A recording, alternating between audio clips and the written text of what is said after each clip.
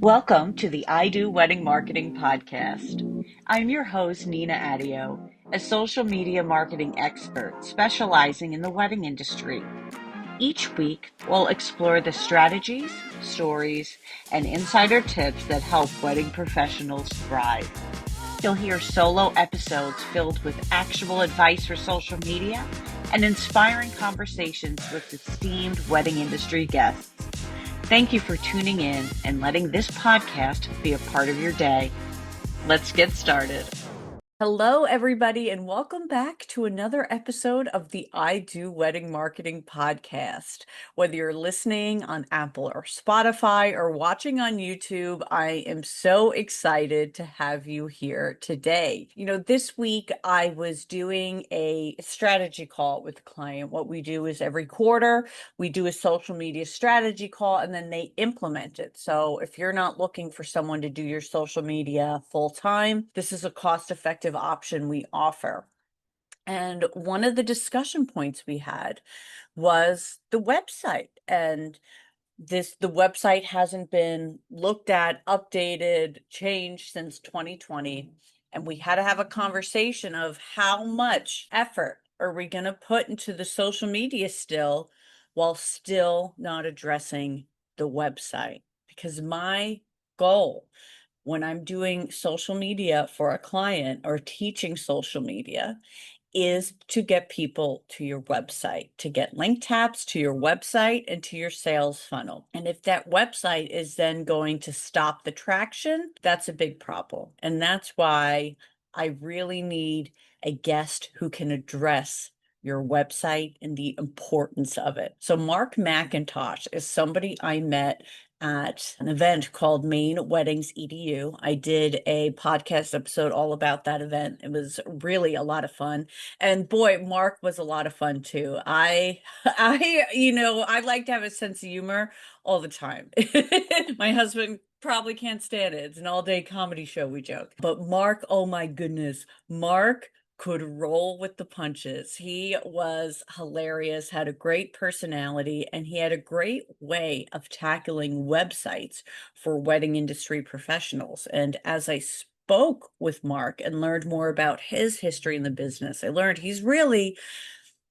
his career has been devoted to the wedding industry professional sales experience. So who better to talk to you about your website and the importance of it? So I'm gonna tell you more about Marc before we bring him on. So Marc McIntosh is the CEO and co-founder of Team Wedding Marketing, a company dedicated to helping wedding business professionals grow their businesses through expert marketing, SEO, and web development services. So that's kind of like the marketing trinity there. You have your marketing, SEO, and web development. Before launching Team Wedding Marketing, Marc spent 25 years as a successful wedding show producer. His work has made him a nationally recognized speaker, writer, and marketing strategist, sharing his insights with thousands of wedding pros around the world. I really think his experience as a wedding show producer is what makes him so valuable in this role. Over the years, Marc noticed a common challenge across the industry. Most wedding professionals excel at delivering unforgettable events,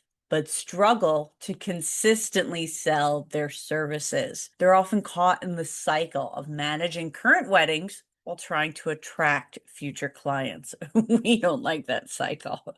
That's where Team Wedding Marketing comes in, with deep knowledge of the wedding industry's pace, pressures, and seasonality. Marc and his team offer targeted strategies that help wedding pros boost sales and reclaim their time so they can focus on what they love most. And I know that you guys are going to love this episode with Marc. So let's go. Marc, thank you for being here today. Where are you coming from? I am coming from the today sunny Hilton Head Island in South Carolina.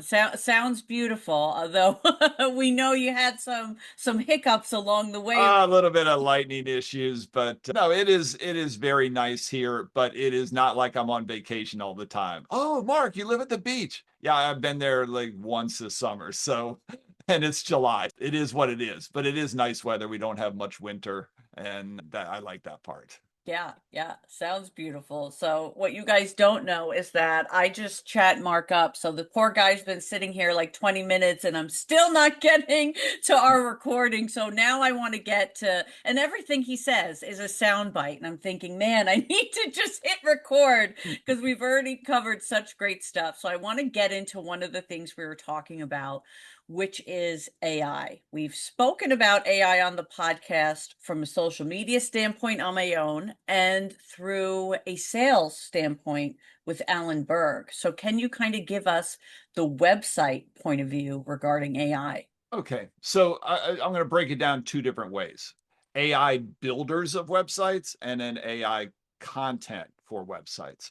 So the builder part is pretty simple. You're probably seeing, if you're in this vertical, you're seeing all kinds of AI based website builders. Everybody's got them. Wix, Squarespace, they're out there. They're not really ready for prime time. We've tested them all out, and I would love to have an AI builder that helps with websites. They're just not ready for prime time yet.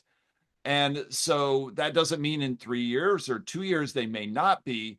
So I would not today trust my livelihood to an AI built, designed website. I just wouldn't. It's just not there. In 2 or 3 years, like everybody's going to have a decent website that uses AI to build it. One of the quick wins, like we're a marketing company. A wedding pro will come to us and just say, I want to do what I do and I want you to do the marketing. So it is strategy, but we're not selling you a magic potion. We're not selling you a formula. We're actually getting our hands dirty and doing all the work. And the quickest win for us right now with a new client is to rebuild and redesign their website because the bar is so low. There are so many poorly done websites, and a lot of them in the wedding industry where the website is not nearly as awesome as the company that is behind that website.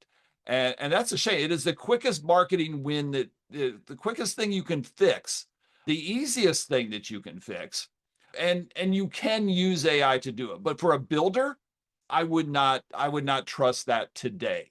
But so fast forwarding, like I said, the quickest wins that we do for a client is fixing their website. Well, fast forward when everybody's using AI to build their sites, everybody will have a decent site. And so that quick win is going to be harder to get. And so you're always going to have to continue to look for ways to be better and to stand out. And again, right now it's easy. Get a better website, you're going to be way above everybody else. Tomorrow, everybody will have at least an okay website. And so you'll need to do other things to stand out. But again, in with the builders, there's a lot of potential, not quite there yet that I would trust my livelihood and business to an AI builder. Now, copy is a whole nother thing. So Google has a couple hundred ranking factors. So when you're doing a search on Google, there's a couple hundred things that went into who shows up and the order in which they show up. And it used to be that Google relied on header tags. And if you don't know, anybody that does their own website, you go into the builder and you're typing in something and it has you select heading 1, 2, 3, 4, 5, 6. Almost everybody gets this wrong.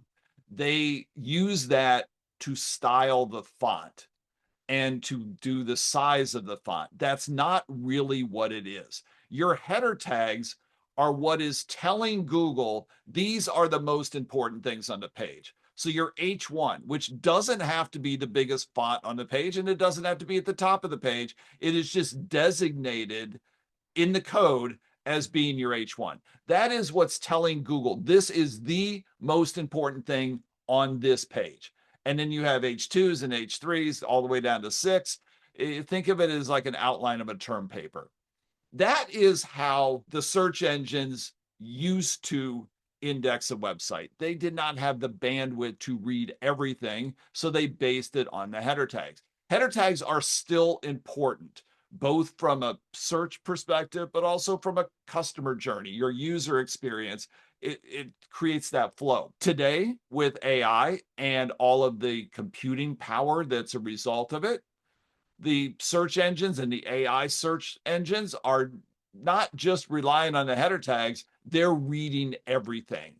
And so that is where it is that the copy on your website is so important today.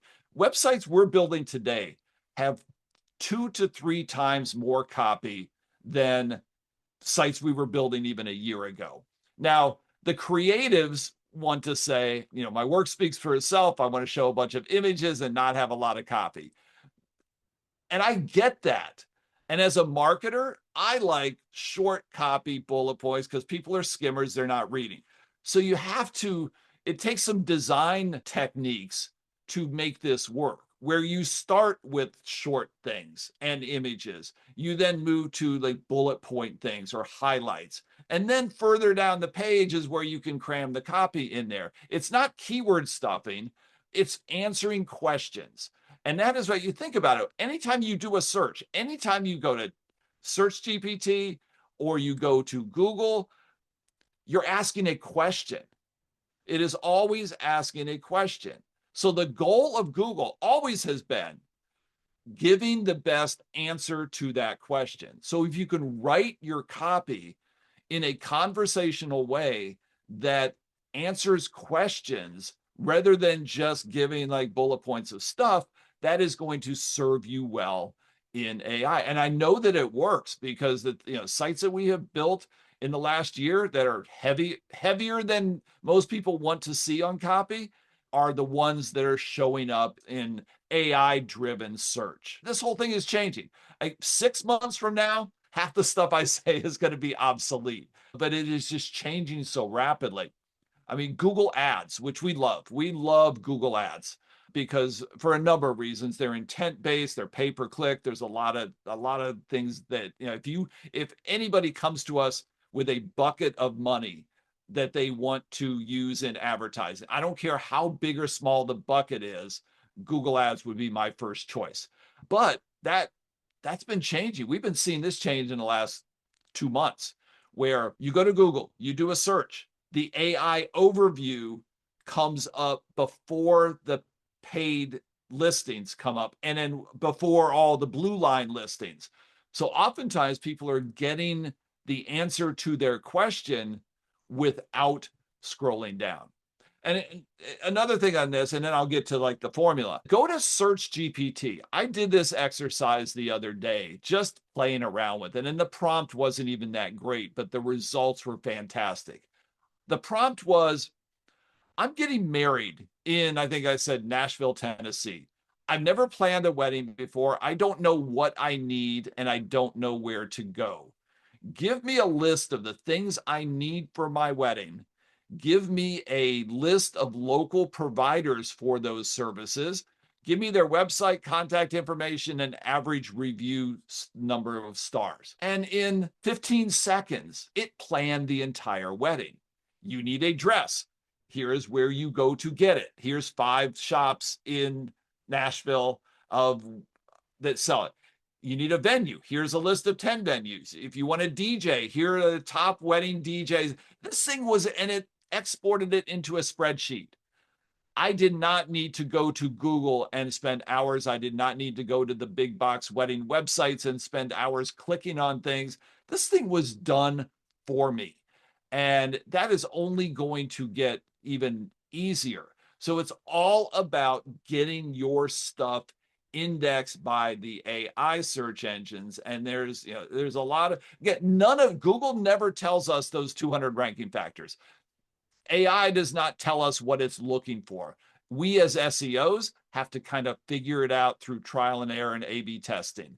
And so we've hit on some things, but it's evolving. It is evolving all the time. We all remember 3-4 years ago when we saw Chat GPT for the first time, or how amazed we were. And that was like kindergarten compared to what we have available today. That's the whole philosophy and why it is important. Because so look at it this way. And people have always ignored SEO. It's like that wizard behind the curtain. You don't really know what it is. It's not in your face. You don't know. But you have to think of an investment in SEO the same way you look at an investment in advertising. There's people that are throwing hundreds and thousands of dollars out there into Google ads, Meta ads, the wedding websites and all of that, who spend no effort on their SEO. It is the cheapest form of advertising and arguably the most effective form of advertising. And so if you do that, look at an investment in SEO no differently than you look at spending money on the wedding websites or buying a booth in a wedding expo, or it is just, it's creating awareness just a little bit different way. And I can, I say more effectively than doing the traditional search. So when you do that, and most people don't, again, that's one of those quick wins. You do good in your SEO and you're going to show up higher. Now, it doesn't happen instantly. It used to be like 4 to 6 months to move the needle. It is a little bit quicker now because we're building a site and it's getting indexed by Google within 48 hours. And so that's changing, but there's still going to be a lag time. So the things you change today are not going to move the needle for a while, but it is still, as I'll take the quote from my friend Alan Berg, when's the best time to plant a tree? 20 years ago. When's the second best time to plant the tree is today. That's what I like to tell people. When was the best time to get on social media? 20 years ago. When's the second best time? Today. All right. So everybody's got different strategies for using AI, but for writing copy on your website, it can be genius. Because number one, we all get too close to our businesses and we make assumptions that the prospective client knows things that they don't. And so it's always good to have a third set of eyes. And in this case, AI is your extra set of eyes on that process so that you can look at it from, you're not in the weeds of the details that nobody cares about. I'm going to talk about that in a little bit when I give you some quick website wins.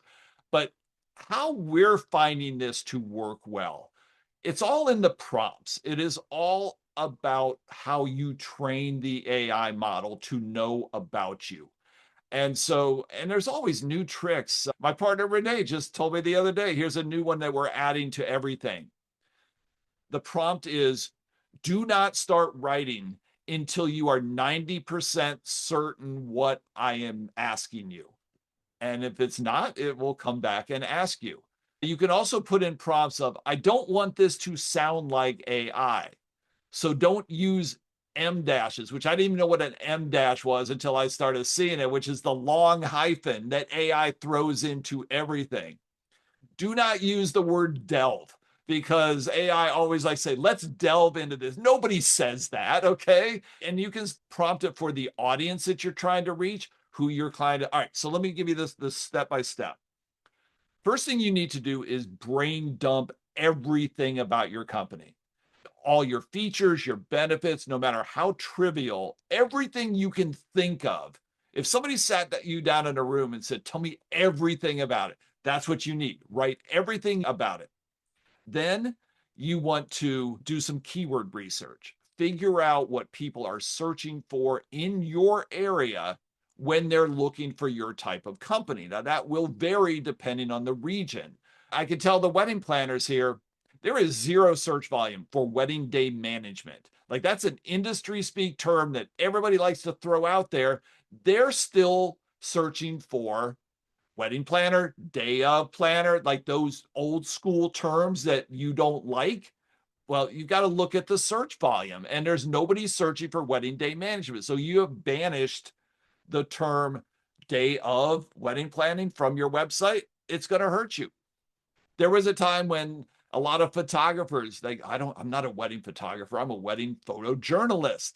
There is zero search volume for wedding photojournalists. So if you want to get served, you've got to use the terms that people are searching for, which is wedding photographer.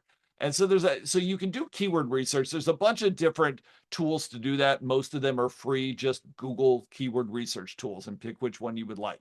So you've put in all of your features, benefits, attributes. You then put in the keywords. Now, you want to upload all of your reviews.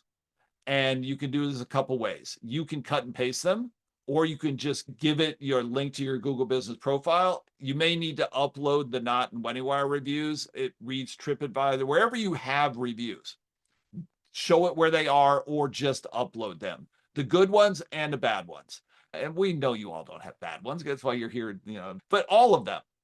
What this does is it tells you what clients think about you, what their hot buttons were. Because if I take anybody and say, give me 10 reasons why your company is awesome, you will probably give me 20 reasons. And that's cool. You've got to, but I can guarantee you that there's 2 or 3 of those reasons that are driving the vast majority of your sales. This is where you're going to learn, because the things that were important to your previous customers will be important to your future customers. And the best way to do that is to figure out what your customers are saying. And it will tell you, like, these are the things that come up time after time, and you want to emphasize those things. And we built a website for a brewery in Green Bay, Wisconsin. They came to us because they also have a 350 seat event venue attached to the brewery. So they came to us for that. We ended up building the entire thing. They had like 600 Google reviews. We put them in the chat and said, what are the top 10 reasons why people come to this brewery? And what are 10 things they don't like about it? Well, the number one answer was that it was dog friendly. They did not have that at all on their website. They did not, we weren't going to put it on because we didn't know it was a thing until we learned here. Like, this is what's driving your traffic. So let's play up that dog friendly thing. Now they're doing a dog contest where they have to vote for your favorite dog, and it gets put on a beer can and the owner gets free beer for a year. So they played into that because, wow, that's what everybody thinks. So you can learn those things about your company. Okay. Then you will take all of your existing website content and any kind of content from brochures or any written stuff that you have about your company. Then you put that in. And when you started this prompt, you have said, don't start writing things until I feed all of this to you. And then you can go in, once you have done all of that, you can go in and now you start doing prompts. And then the prompt is, you're writing copy for a web page about my uplighting for my DJ company, and then have it write H1s and H2s and a body copy and tell me where I need images. And in some cases you can get AI to actually create images for you. And I get another industry that's going to be dead in 5 years is the stock photography business, because I can go to AI and make my own. Again, not ready for prime time completely, but yeah, amazingly fast uptick on how the quality of those things. So that is the strategy. And you should do this often, because there's a new little SEO thing that we're just catching wind of, and just within the last 30 days. Apparently, Google is now saying if you have not updated your page in the last 130 days, don't know where they came up with the 130 number, that they will stop indexing it. So now you not only have to build an awesome website, every couple of months you need to go in there and tweak the copy. How much do you need to tweak? That's what we're trying to figure out. Is it just change a sentence? Will that count? Or is it change a whole paragraph? We're still, again, they don't tell you what they do. Google does not like SEOs. SEOs are trying to, I don't want to say game the system, but use the tools to manipulate things to rank higher. That is what SEO is. Google does not like SEO. They want to do it themselves. And so they're always, they change those ranking factors all the time. And their goal is to not have SEO be a thing. And they are moving in that direction. I think it will always be a thing. The search engines are now, they're just figuring out on their own without the help of SEOs and the tricks and things that we use. And I don't say tricks, there's some old tricks like putting all these cities in white copy on a white background. That's like keyword stuffing. That stuff has gone away a long time ago. But there's strategies that will become less important as the search models and search engines just begin reading everything on a site and analyzing your images to see what they are. Like, alt text is important today, which is describing the image. But there will come a time, and it's already happening, where they don't read the alt text anymore. They just scan the image and figure out what it is. So, Mark, in addition to you being, as I believe it was the New Yorker said, the wedding guru, Okay. you're also, I feel like, the wedding professor. Because to me, this felt like such an engaging lecture that you would have to be in a master class to get. And there's so many takeaways from it. I want to even flag my teammate who gets the clips for reels. So she knows, like what you said about photojournalist, if you put that in, nobody's searching that. So many good things. But we started going over your quick wins for websites. And two you Yeah, so here's a mentioned. clip for you Yeah. before I go on. Okay, great. All the stuff I just said is going to be obsolete in a year. You've got to keep learning, okay?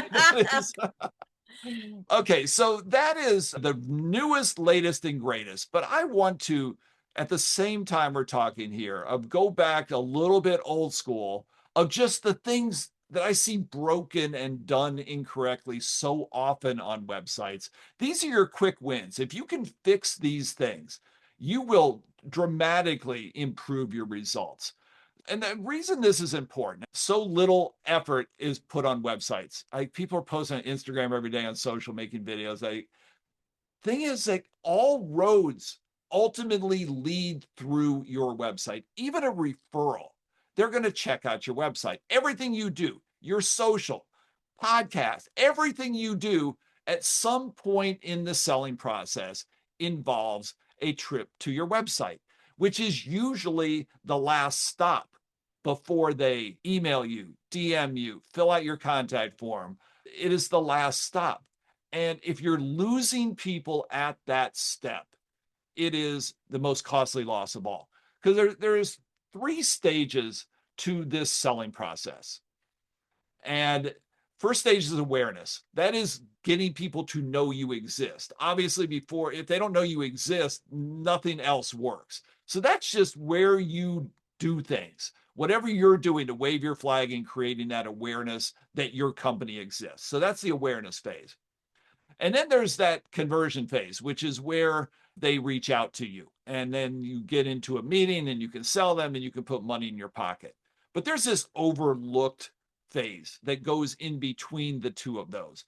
And I call that the discovery phase, where when hiring a DJ, I'll use that as an example, gets to the top of the couple's to-do list, they'll go out to the usual places and start searching. And they're going to find dozens or likely hundreds of options. They are not going to reach out to 100 DJs. They are going to reach out to 5 or 10, no more than that. They don't have time for that. They've got 100 things on their to-do list. So how do they get from the big list to the short list? They use a process that I call subtractive shopping. We all do it. When you go to Amazon and you want to buy something and you have 500 choices for that item, we all have our own ways of weeding things out, and couples have their own ways of weeding things out. They'll look at referral lists, they'll look at your reviews. They all have their different ways of doing it. But it's important to know at this stage of the process, they are actively looking for ways to not do business with you. They're looking for ways to cross you off the list. And so if in that process, they visit your website and they bounce out at that point, it is like, that's the most costly loss of all. I've got a term for it that I kind of made up. I mean, we've all heard of ghosting, where they reach out to you and then that doesn't go anywhere. This is even worse than that. I call it prejection. They were aware of you. They came, they saw, and they left. They are a lead that you did not even know you had. Oftentimes, when a client comes to us, and we do a lot of websites, we also do done for you, 100% done for you marketing services. So you as a wedding pro can come to us and say, I don't want to deal with it. I want to do my craft. You do the marketing for me. We actually do it. We strategize. We get our hands dirty and do it. Almost every time that a new prospective client comes to us, they have the same pain point. I need more leads. If I can get more leads, then I can get more appointments and I'll get more sales. That is usually not the problem. There are usually plenty of leads there. You just don't know you have them because they have bounced out at some point along the way. So it's not about getting more leads. It is about not being prejected by the leads that you already have. All right, with all of that background, let's get to the quick fixes. Number one, which I see all the time, y'all are selling stuff. The couples are not buying stuff. They are buying fun, they are buying an awesome wedding, and they are buying the end result. They're not buying bullet points of things. And I pick on DJs. My first career in this wedding industry was a DJ company, and I just spoke at a DJ convention. So that's like all these examples are at the top. They get so caught up in the sparklers and the dancing in the clouds and the uplighting and all of this stuff. And the couples are not buying stuff. They are buying that end result. Now, all of those things play into that end result, but that's not what they're buying. So the trick I like to use is that every time you list a feature, you have to add "so that" on the back of it. We have beautiful uplighting, so that, and then you tell them what's in it for them, why they should wonder, or why they want to know about that, what it will do for their wedding. Beautiful uplighting, so that the atmosphere of your venue will match your theme, or whatever you say. But always follow up with the "so that," because oftentimes nobody, half these couples don't know what cold sparklers are. And so you have to explain, like, what does that do? How does that work into the wedding? And no matter what vertical you are in, you can do that. But so many people are just like the bullet points of stuff, and nobody is buying stuff. They're buying magic. All right, my next one I call "your hero is the villain." All right, the hero section of your website is just that part at the top, not your header. The header is where your logo is and your menu is. Below that is your hero. It is the first thing that people see before they scroll. You've got to get them to scroll. So you've got to make it sexy and appealing in that part. Because remember, they're looking at potentially 100 websites in rapid fire succession, and they want to cross things off. So if you're not knocking them out in the hero section, they're going to lose them. They're going to bounce out. So the hero section, as much as we want to pretty it up and keep it minimalistic, it has to tell who you are, exactly what you do, where you do it, and as an added bonus, what is it that makes you different than the other 100 websites that they're looking at within this same hour or two.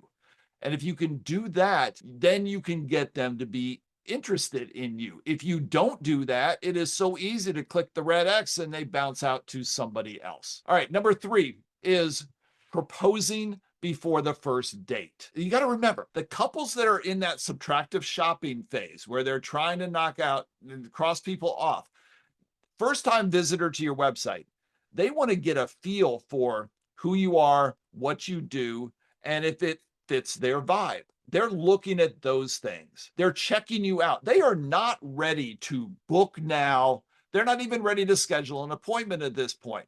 But so many websites jump into that right from the beginning. Check availability. Get a quote. I saw one example that I just used. It was check our availability, sign a contract, pay a deposit, and then we'll talk to you about our wedding. That is completely backwards. You have to earn that contact. And you have to earn that contact the way they want to contact you, which may or may not be the way that is most convenient for you. Like, everybody's got their preferred method of contact. I like emails, I like DMs. But if you say, I'm never going to DM somebody to contact, like, you're cutting out another way for them to bounce out. Oh, you don't want to communicate with me the way I want to communicate with you? Next. So you have to make that easy. Show them why you're awesome, and then ask for the next step, which is fill out your contact form, DM, email me, whatever, however you want to do that, preferably offering them every option that you possibly can. Just don't lead with the book now, that mentality, because they're not ready for that. And that will turn them off. If you're pushing them for an appointment or a Zoom before they're ready, they're just going to bounce. All right, I touched on this a little bit, but the next one is about being easy to reach. So I talked about that whole part. But one thing I really want to stress here is your contact form. Most people's contact forms are way too big. There are surveys that show that the more questions you ask, the less responses you will get. So you don't want to hurdle to that. I would hate to fill out this massive contact form and then you come back to me with one sentence like, sorry, I'm booked on that date. That's not a good customer journey. So I always suggest to people, divide your questions into like to know and have to know. I have to know this to continue the conversation. If it doesn't fit there, put it into like to knows, and then you can get that information later. So I'm thinking their name, obviously, their email address, so you can contact them. Phone number, a lot of people don't want to give it up at this stage. Don't make it required. Make it optional, but also say, drop in your phone number if you would like us to text you. And amazingly, like people are doing that. And I've got clients who are booking stuff purely by text without ever sending an email. And then if you do multiple types of events, you would want to ask what type of event, maybe the date, maybe the location. If they have it, make those things all optional because they may not have their location yet, but just a few questions. And then maybe an open-ended question, like tell us anything else you'd like us to know. Forget the, what is your favorite color? What is your vision? Tell me about this. I wouldn't ask the budget question. Your website should show them. I'm a 100% advocate of transparent pricing on your website, but also through the visuals and the copy, they're going to know whether or not they're in the right place. You ask that budget word and the walls of defense go up. I would leave it off. Ask it later. You could even have a more detailed form for the next step in the process, but don't ask them a ton of questions up front because it will definitely reduce your response rate. All right, a couple more quick ones. Sending your leads to your competitors. And how we do that is by putting those best of badges on our websites and sending them over to the wedding planning website. You want to know why the Knot and WeddingWire show up at the top of every search for everything in every market? It's because y'all did it to yourselves. One of those ranking factors is Google's trying to figure out how important they think you are. Well, there's 50,000 wedding pros linking to the Knot and WeddingWire with those badges. Genius move on their part. But that's why they rank high, because Google thinks they're the most important because you all send everybody over there. Problem is, what happens when you send them over there? They're going to find all of your competitors. So you need to make your website the hub of everything about you. I wouldn't even send them to Instagram. I would embed my Instagram on my website. You can embed your TikTok feed on your website. You can embed your Google reviews, your Knot reviews, your WeddingWire reviews, bring them into your website, and then they don't have to go anywhere else. Because remember, you got them at that last stop, the final step. You do not want them going anywhere. Now, I will say, okay, you want to send them to your social, put those links to your Instagram and your Facebook and your YouTube channel in the footer of your website where people expect. Don't put it at the top. You don't want them to leave. All that other stuff that you did has done what it's supposed to do when they're at your website. That is that last, I know I've said this before, that's that last stop. Do not send them anywhere else. And then, number 6 is just the failure to invest in your website. People are spending so much time and money on other things of, spending hundreds or thousands of dollars advertising. And then they're sending those ads to a website that's not as awesome as the business. And they are, they're losing them at that point. So I like to say that $1 spent on your website is better than $10 spent on paid advertising. And why you don't spend that money is beyond me, because it is the most important. So what's funny is that we are in an industry that can't stand DIY. Every time a couple comes to us and says or gives any inclination that they want to DIY something, we all get on our soapbox. It's your wedding. It's the most important day of your life. You can't have your cousin bake your cake or your uncle do your photographer, your Spotify be your DJ. It's your wedding. You have to use a professional. And the same people that preach that every day to their clients, then turn around and design their own websites and design their own logos and business cards and all their marketing. Heed your own advice and use a professional. It will free up time for you to not have to do it. I mean, we build a website. It's about 100 hours of work that is put into doing that entire project. If you're doing it yourself and have to learn how to do it, it's going to take you 150 hours to do it. I hope you all put value on your time, because if you do the math, like, you are really spending a lot of money on that website if you value your time. Because, like, DIY websites and DIY marketing, it's not free, it's not cheap, and it's usually not pretty.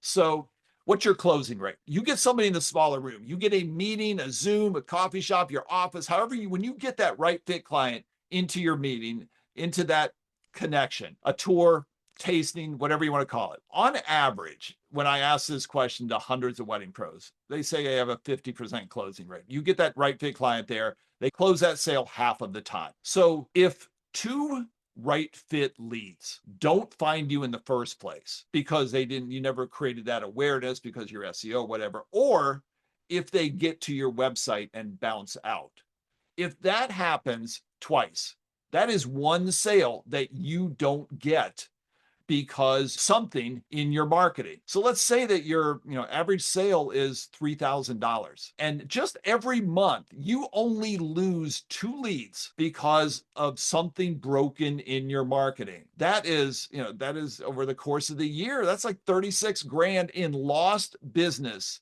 simply because broken things in your marketing. It is the easiest thing to fix. And so your website, and I could, as we know, I've already talked for a long time. I could talk for hours about websites, but I want to give you I like to call it the high five. Your website has to give your couples the high five, which is just touching on 5 different things. You have to attract your right fit client. And you do that with the words, the visuals, your pricing. It is because I don't want you to have more leads. I want you to have better leads. And if you can get the people that aren't in your area, that aren't the right fit, can't afford you, or will otherwise waste your time, if you can get them not even to move any further in the process, that's good. And while at the same time attracting the people that you want. So it's got to attract your right fit client. If you're in the luxury space, your website better look luxury. Now, if you're in the middle of the market, and that's where most of the money is anyway, you don't want your website to look too luxury, because you're going to confuse the couple with your message, and confused couples do not convert. Your website has to solve their problems. So that's kind of easy. Like, they need flowers and you're a floral designer. You're solving that problem, but you have to show them that, again, we talked about the hero section, who you are, what you do, where you do it, why you're different, all at the top before they have to scroll. You have to calm their fears. With every decision a couple makes, there's this little voice on their shoulder saying, hey, is this decision going to ruin my wedding? Show them what could go wrong, and then how those things won't go wrong when they work with you. And finally, you have to tell them why. It's the biggest one. These websites all kind of blend together as people start looking at them. And really, in a generic level, everybody in your vertical is kind of selling exactly the same thing. And so, the DJs, every DJ's at a certain level selling the same thing. Wedding planner on a certain level is selling the same thing. So you've got to show why you're different and why they should choose you over everybody else. And there's a bonus to that. When you can give them some sort of a combination of stuff that they can't get anywhere else. And it can be actual things, it can be perception, the vibe, all of those tangibles and intangibles. You create a scenario where an apples to apples comparison is not possible. And when an apples to apples comparison is not possible, the price comparison becomes much more difficult. And so those are your high fives. So the thing, again, I know we could talk about this stuff for hours and hours, but it is just so important. Like all of those roads lead through your website at some point along the way.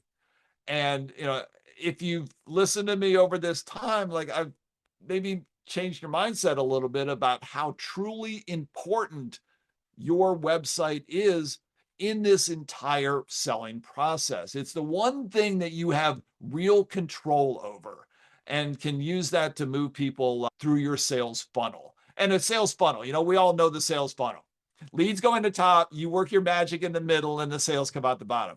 Most of you all don't have that. You don't have a sales funnel, you have a sales colander where the leads come in, they leak out at some point along the way. And the biggest, easiest way to fix those leaks is to fix those holes in the colander and fix them by having a better website. And that's where we can help you with that. And something I love to do, and we're going to have the link to this in the notes for this, is a free website audit. 30-minute audit. I will get on a Zoom with you. I will look at your website. I will analyze everything. I'll run some tests in the back end, show you some things that you didn't even know about your website. Free, no obligation. I love doing them. I do 100 of them a year. No pressure. The catch is, okay, if it makes sense and only if it makes sense, then we could talk about perhaps having Team Wedding Marketing be your shortcut to the goal of having a more awesome website. And we'd like to do that. The link will be in the chat. You fill out a short little form and you schedule a Zoom with me. One of my favorite things to do is just help people, whether you work with us or not. I did one of these meetings the other day, and the client or the prospective client said, I really just can't afford that investment right now, maybe later. But in the meantime, all that stuff you told, like within 24 hours, she fixed it. And I'm sure her website will perform, still needs work, but it will perform twice as good as it did before because of just, the steps that you can do. Yeah, essentially, this audit, guys, is Mark giving you the keys to the kingdom. And then you just decide, is he going to open the door or you? Who's Right. going to be the one doing it? So I'm going to have it in the show notes. I'm going to have it on the resources tab of my website, but you can also just go to teamweddingmarketing.com/IDWM for I Do Wedding Marketing. And I am so excited about this and grateful to Mark for giving you guys the opportunity to do that. Because if you got any takeaway from this, it's going to be value packed. And it was fun. I get a little bit of, the backstory that people may not know is like, Nina and I have kind of tripped over each other on stages at various things. And we're both out here in the world. And then we happen to be speaking on the same stage. But in addition to speaking on the same stage, all of the speakers were housed in the same house. So it was like a marketing mastermind of everybody in there at one time, just talking shop. And it was really fun to spend time with you, get to know you. And you've got a great niche in your business and doing some really good things because social is so important. I will always say that it's not unless you do it right, it's not an amazing awareness tool, but it is an awesome tool when people are checking you out. And it is an equally awesome tool for making friends with your fellow wedding pros who will be your source of referrals. And that is a huge value right there. But no, you've got some good things going over there and services that you do for people, and as do we on our end. And it's nice that marketers, we don't even compete against each other. We do two different things, but we all speak the same language. Yeah. And it's all helping wedding pros, awesome wedding pros, like get the marketing equally awesome. So yeah, I said, when I introduced you before we came on for the interview, I said, I had a client investing in their social media, not their website. That makes my job impossible because my job is to get you more leads to your website. I don't, and so if you don't have the website, it counteracts the whole purpose of the social media. So it all works together, even when you add in ads, SEO, all of it. It's kind of a well-oiled machine when you get it all going together. And I'll make two more quick points that play into that. There's two things that I can't talk about everything I know in one meeting, but there's two concepts: marketing continuity. they will be seeing you in multiple places. The more places you're out there, they always have to know that they're in the right place and in the same place. So you've got to have a general look and feel that is uniform across everything. The colors that you use in your highlights on Instagram should be your brand colors that are also on your website. Now you will do, you're going to tweak your content a little bit. Like what you do on TikTok may be different than what you do on Instagram, or there'll be variations, but people also always have to know that they're in the right place. And to the other thing that you said, there's this other concept of marketing letdown, which you have a video that goes viral, or you have some really awesome stuff going on Instagram, and then they check out the rest of your marketing and it's not as good. It's all about taking away the places where they bounce out. That is all that it is. And there's a lot of things to manage. Marketing has never been more difficult than it was today. It used to be like in my first career a long time ago with my DJ business, we were spending hundreds and hundreds of dollars a month in the yellow pages. We know where the yellow pages are today, and we were doing shows and we were doing wedding magazines. That was kind of it for how you got the word out. It was just writing big checks all the time. But today there's hundreds and hundreds of ways to get the word out. So and a lot of them are free. They all take time. There's no such thing as free marketing. It is some combination of time or money. But if you've got to spend that time or you've got to spend that money, but you now have to do it in a lot of different places. So this marketing thing has gotten way more difficult than it was 10 or 20 years ago. And but it's exciting. There's always new platforms. It's always, but the good content is better than the platform. Like good content will always find its viewers and it's, the eyes and ears all the time. So I'm pulling like a dozen things from a dozen different presentations together. But as you know, the two of us could keep doing this for hours. Yeah, But that's why I it's hope we so got much some value fun. here. Yeah, this was really a master class. And if you guys enjoyed it, comment if you're watching on YouTube, leave a review on Apple or Spotify, and go check out Team Wedding Marketing because as you can see, Mark loves this and it's going to come through in your audit and you guys are going to have a blast. Mark, thank you so much for being here. Yes, thanks, Nina. It's great to be here. All right, we'll see you guys next time on the I Do Wedding Marketing podcast.